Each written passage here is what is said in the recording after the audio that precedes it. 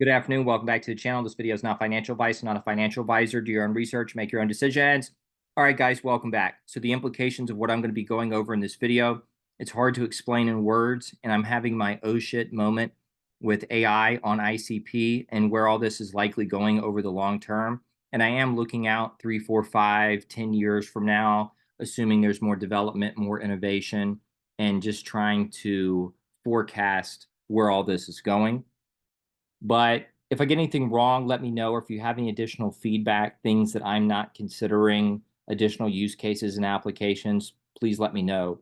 That ties into the theme of this video, which is really just scaling knowledge. And so this ties into several recent videos, and there's a number of different things that I'm going to be covering, and I got a lot going on in my head right now, so this might be all over the place. But it's not just AI, it's also the importance of data ownership, the importance of protecting intellectual capital, and the ability to isolate certain extremely valuable information, and then to be able to harness that to spread that knowledge to a much wider audience. And so conceptually, that's really what we're talking about here. And so I want to compare and contrast two seemingly different things, but conceptually, they're very similar. So for the last 2+ years, if you take all the dots on your screen and you assume that each one of these dots are people talking about crypto in some way, shape, form, fashion online.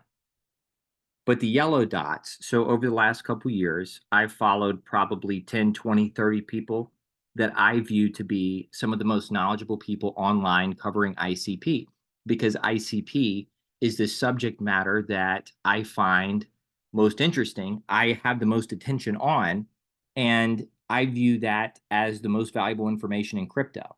Now, out of all the people saying anything about ICP online, I view these people, the knowledge that they have, as being more valuable than anything else. And so that's why I follow everything that they say. And I look at all their replies, their comments, their posts, their articles, everything.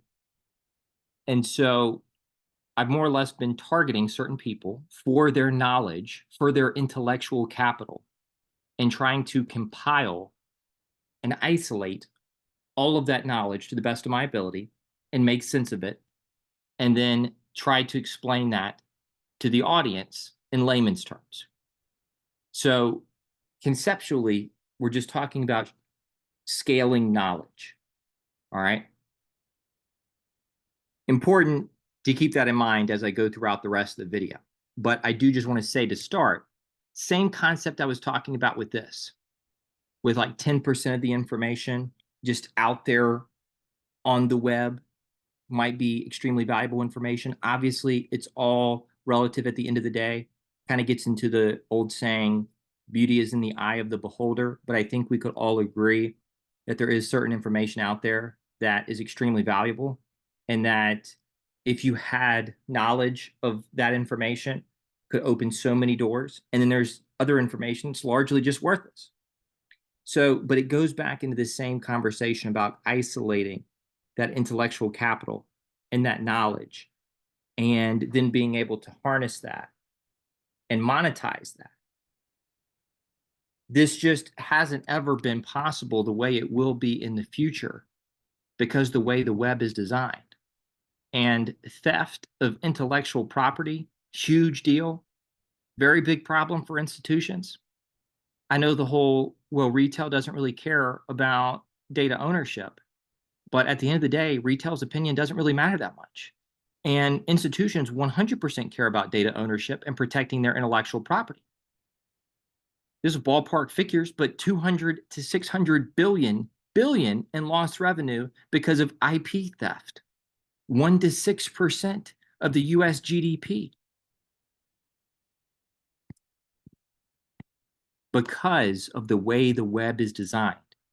Not just because people are bad people and like to steal other people's ideas and products and solutions, but because the way the web is designed, it makes it a free-for-all when it comes to intellectual property and theft.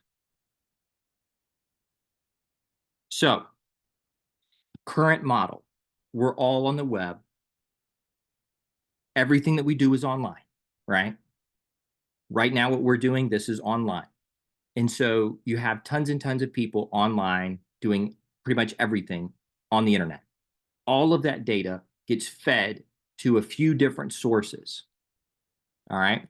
So those sources are largely controlled by a handful of big tech companies. And so people say the average person doesn't really care about data ownership. Well, let's talk about why that might be. All they've ever known is the current iteration of the web. So when you talk to them about data ownership, it's just some idea that doesn't even exist in objective reality. All they've ever known is this model. On top of that, if you were to take one person's data, just one person in a vacuum, there'd be limited value in one person's data, depending on the person, but regardless of the person, there would still be limited value. But if you were to take 1 billion people's data from all over the world, and within that 1 billion people, there's people in every single profession, experts in every single profession, doctors, lawyers, accountants, programmers, construction workers, moms, dads, in every imaginable subject that you could think of. There are tons and tons and tons of people with a vast knowledge on whatever subject it is. And so you're essentially capturing all of that intellectual property, all of that knowledge, all of that data from those 1 billion people.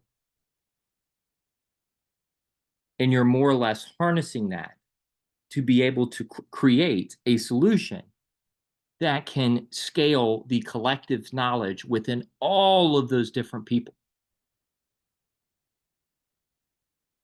The problem with the model and the design itself, one, is that if you're just the average person, you don't own your own data. You're not being compensated for your data because your data is the life source of the artificial intelligence. The artificial intelligence does not exist if the data set is not there to train the AI model on. There is no AI without the data, which is really the life source, which is the collective knowledge, the collective intellectual capital of all of these different people. And so the issue with the design here, one, when it comes to security, it's always going to be, in my opinion, a less secure option than ICP, everything end-to-end on-chain. Even if you have these bigger companies that have the security infrastructure in place, just given the way the web is designed, the on-chain model overwhelmingly more times than not will be the most secure model. All right. On top of that too, as an individual, do you have is there any transparency into how these AI models are being created? No. Do you have a say in what happens with them? No. Now, if you're an institution and you're looking at using one of these big tech AI models, what are some of the concerns with that? Well, you don't know what that AI model was trained on. You haven't looked at the data set. You have no idea how it was trained. And you're not involved in the internal conversations at that company about any changes that are made to your AI model. And so if you're an institution and you're going to be adopting one of these AI models as like an additional support feature, a chat bot, whatever it is, but you don't know the data it was trained on, and you don't know how it was trained, and you have absolutely no say in it whatsoever, that could open up your company and your entire industry in all reality to a ton of liability.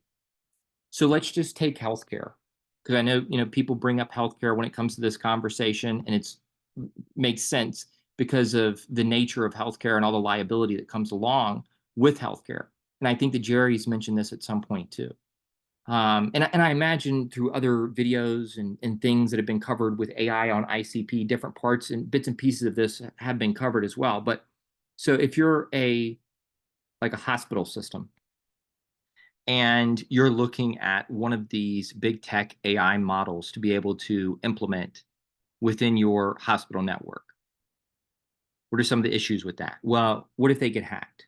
What if there's an exploit and there's some alteration to the model itself, to the tech. And the big tech company doesn't catch it, or they do catch it and they just don't let you know. That's a problem. It's also a problem because you didn't inspect and vet out the data that the AI model was trained on. You have no idea how it was trained, and you're not involved in the decision-making process. And so you have absolutely no say whatsoever. And so if that AI model starts telling your patients a bunch of crazy shit, then you could be sued into bankruptcy. And part of my job, so I sell general liability insurance, and part of my job, not just here recently, but over really the last 4 or 5 years, is ensuring that my clients are adequately protected in numerous different legal situations. And so companies take every possible, the larger you get, they take every possible measure to reduce risk and to limit their own liability in most areas. And so taking on excess liability just because is not something that companies would traditionally do. All case by case, obviously. But you can see the problems that exist here as it relates to business use cases and additional liability because of the lack of transparency. And because of the lack of, they have no say, they have no ownership, they have no control. Now let's talk about ICP. However, because of the centralized nature and because of the way the web was designed, the big tech companies have such a vast data set that they can probably create AI models that, because the data set is so large, that have more functionality and can do more things on a general purpose level than maybe something created on ICP, because the data set would, in theory, be much smaller. However, for the sake of this conversation, let's talk about AI in two different contexts. One as like a general purpose AI for just normies to use on a day-to-day, week-to-week basis. That's a big tech product. It's more so general purpose, and it's trained on a huge, just giant data set. All right, but you have no transparency, you have no control, you have no nothing. Moving on to ICP, we control our own data. Not just end users, but institutions can control all their data, all of it, and own all of their data on an open sovereign network that is going to be more secure than almost all other options. So one, more secure. Two, if you're an institution, you can, like if you're a network of hospital systems, y'all can work together, pull all of your resources, pull all of your data, all of your seminars, all of your videos, all of your training courses, all of your articles, everything. You can pull all of your resources, all of your data. You can create your own AI model that you personally vetted out the data. You train the AI model, and you and the other hospital networks can manage that AI model moving forward through the open governance process. And if you're one of the first to market in whatever industry it is, because the same concept could apply to numerous other industries. So we're talking about more so a specialized, customized AI model on chain. It's open and transparent, can be controlled through governance. And it's overwhelmingly more secure than these other options. And if you're one of the first to market in whatever industry, you can then turn around and monetize that and sell that to the broader industry. As in, we're industry experts. We created this based on our own data. We trained it. We manage the governance for this.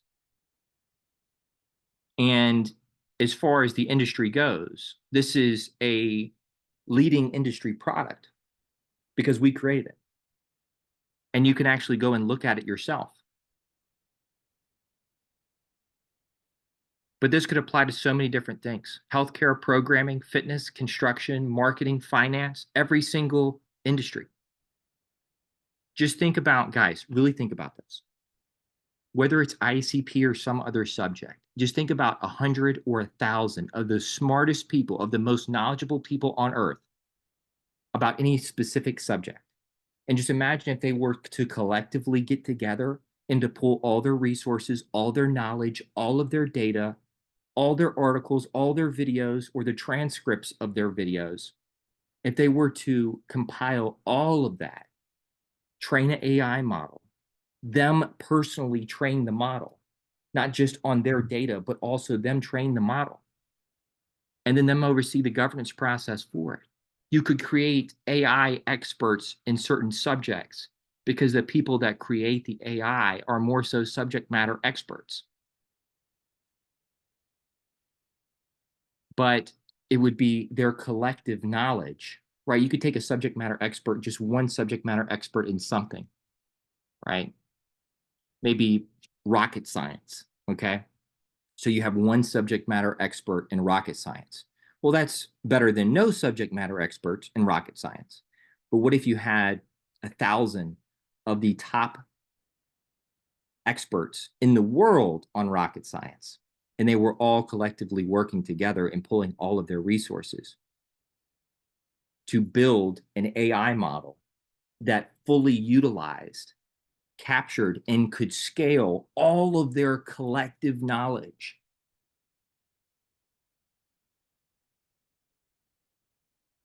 And then they could turn around and monetize that. And they 100% own it. This is such a, I think what is going to happen in the future is there's going to be marketplaces and tools to help individuals and institutions create customized, specialized AI models that they own and that they control, and that they can turn around and monetize if they create something that other people are interested in buying. But this really stresses the importance. So if we're just comparing and contrasting, ICP is going to be more secure. It's open. You have real ownership. There's a governance system in there, and you can turn around and monetize this. There are monetization options with a lot of the current stuff that's out there, but it's going to be less secure. It's going to be closed, no real ownership. And at the end of the day, if these big tech companies were doing different things to influence certain areas in society, in business, if they were programming and creating AI models that were designed that had some degree of nefarious intentions, people probably wouldn't know if it was going on, if it was intentional, if it was something that only really served the best interest of that tech company. But convincing people of XYZ and doing that through your AI model to push your own initiative. If that was happening, nobody would really know about it because it's closed. You have no say. There's no transparency. And so this gives institutions the tools and the resources to create customized, specialized solutions that they own and that they control and that they can monetize. So just start thinking with the general concept that certain information is more important than other information, that protecting intellectual capital and owning intellectual capital, owning valuable data is extremely important. The people who own, the institutions that own the most data will be able to create the AI models that can do the most things. Simple concept, right? And the people who own the highest quality data about certain subject matters could create the best expert AI bots on those subject matters because they own that collective intellectual capital, that intellectual property, that data.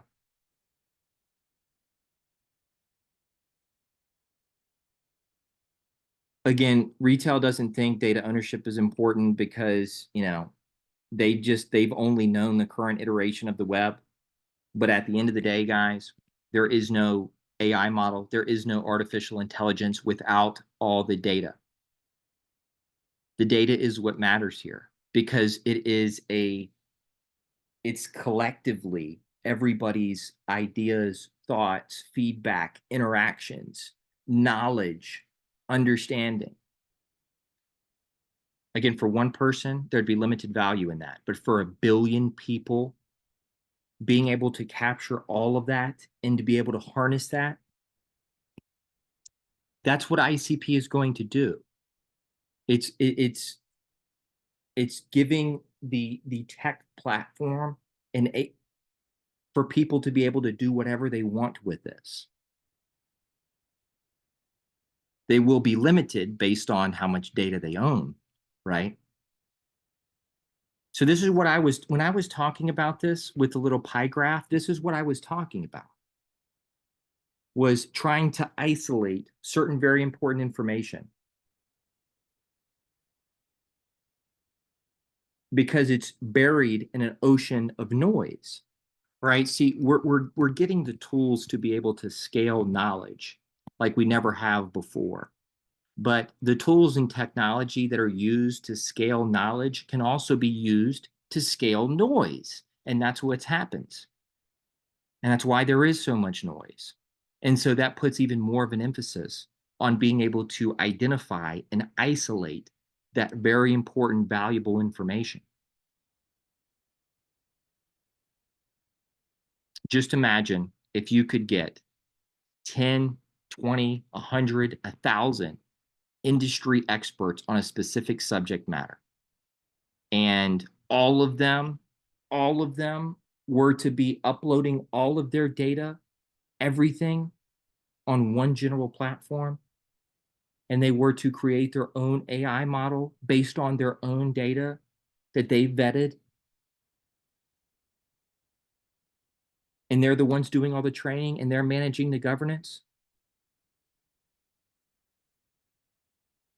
I mean,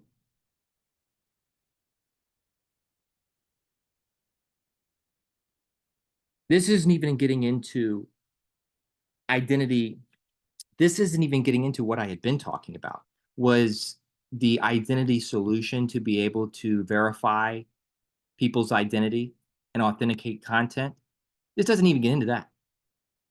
ICP is the everything play for AI for a number of different reasons. One, because the identity solution tied into the biometrics, but also because you can run these AI models in canisters and you can store the data on ICP where you actually own it.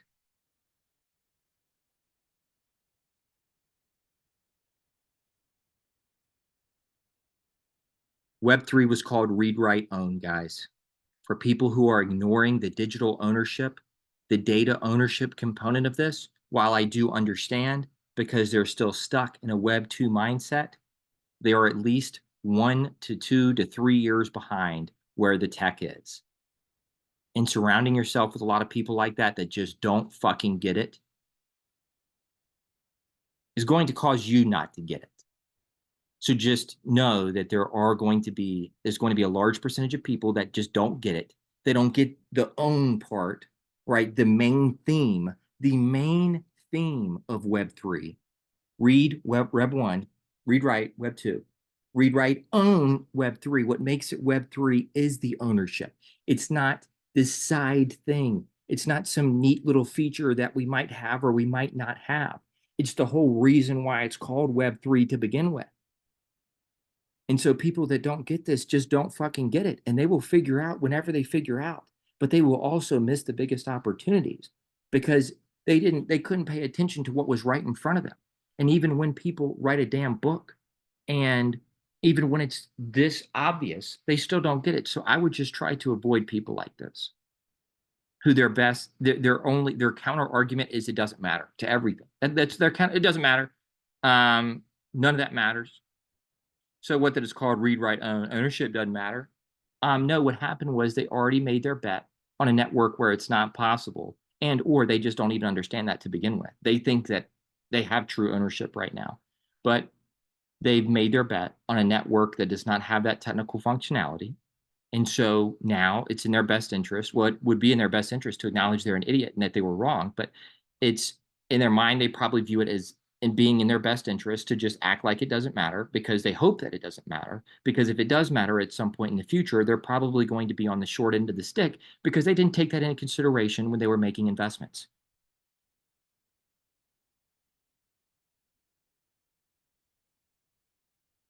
There's no way, I guess there is, but it's through a host of numerous different technologies. When you're talking about owning your own data on a Web 2.5 model, on this model, how are you going to own your own data on this model?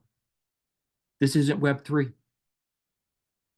We're going to bring in another chain, another third party just for data ownership. It's like, you're going to have to create this Frankenstein of software solutions just to be able to almost do what you can do on ICP as a standalone network.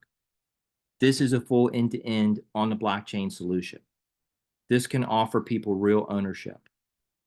This eliminates a lot of the security risks involved with what's on the left side of your screen.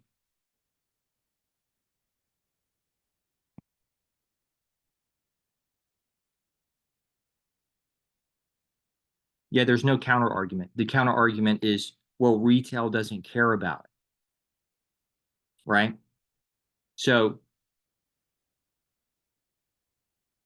it's going to take me a while to work through everything in my mind on this, but I will do updates as I have updates. Okay. I'm going to be connecting with some different people though, just to ask some questions to try to get a better understanding and look at all the other complexities and moving parts with this. But that's all I have for this video. And guys, it's only possible on ICP. This is only possible on ICP. Open, transparent AI models running on a tech stack. That's one of the most secure tech stacks that there is, where you can control it through governance.